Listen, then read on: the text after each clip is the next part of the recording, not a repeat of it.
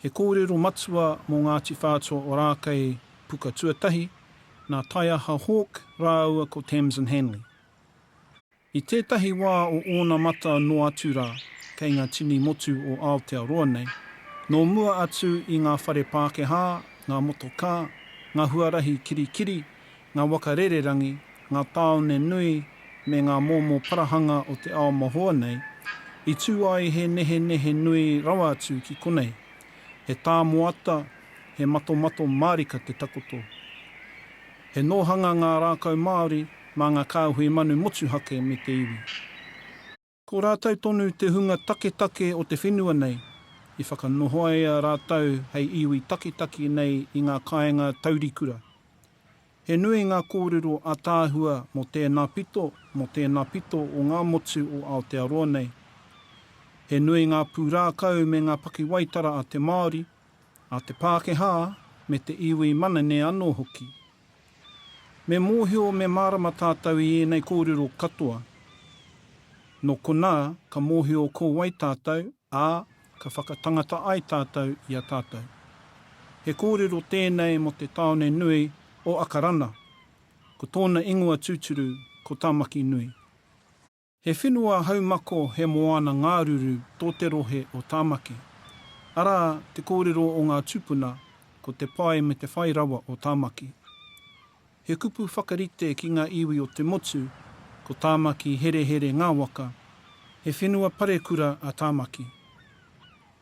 E ai ki te kōrero mā te wahine, mā te whenua, ka mate te tangata.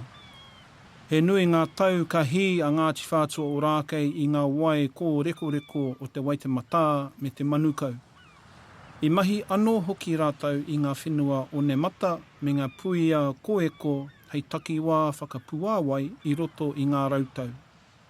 Ko tētahi o ngā iwi ko Ngāti Whātua, he iwi tini i heke mai i ngā kāwai rangatira a māhuhu ki te rangi.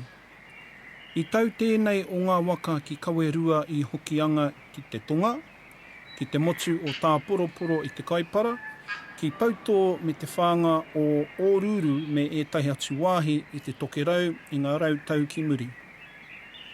Ko tētahi iho rei rongo nui o Ngāti Whātua ko te periri. Nā wairā, ka māta toru rawa a Ngāti Whātua, ā, ka hunuku haere ki te kimi whenua hou, hei oranga mo te iwi. Nā tuperiri rātau i whakanoho ki tāmaki nui. He nui ngā kāinga a Ngāti Whātua. I tū tētahi o ngā kāinga ki te whenua māruru ki te moana ngāhiri kei Ōrākei. Kei tua taua wāhi i te motu o rangitoto, kei te taha moana. He wāhi tino motuhake tērā e kia nei ko o kahu.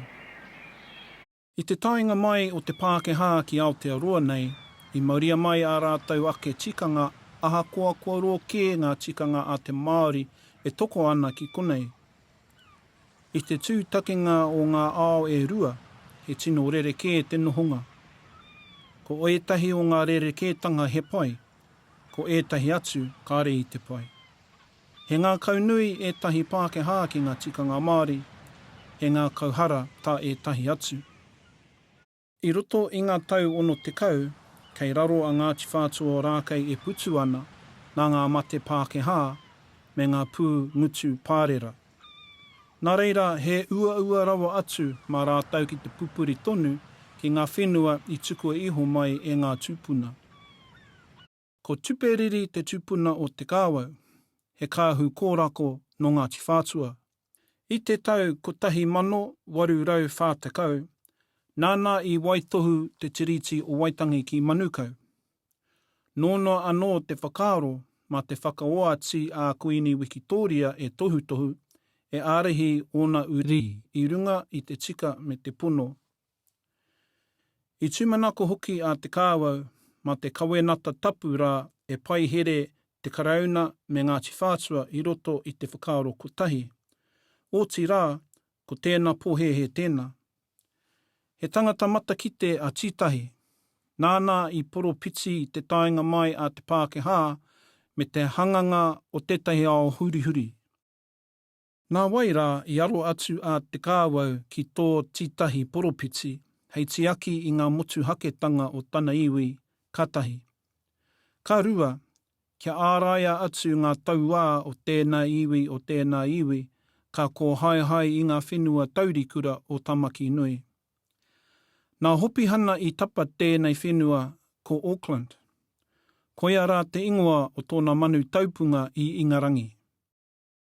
I whakawātea a Ngāti Whātua i tētahi whenua nui mō kawana hopihana, hei kāinga mo tana iwi, he whenua tuku tērā.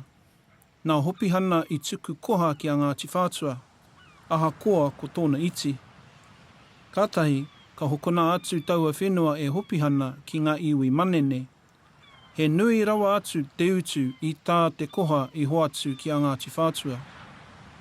I pērā tonu te haere o te hoko whenua i Tāmaki. Koia rā te take, ka tere te whanake haere i te taone o Akarana.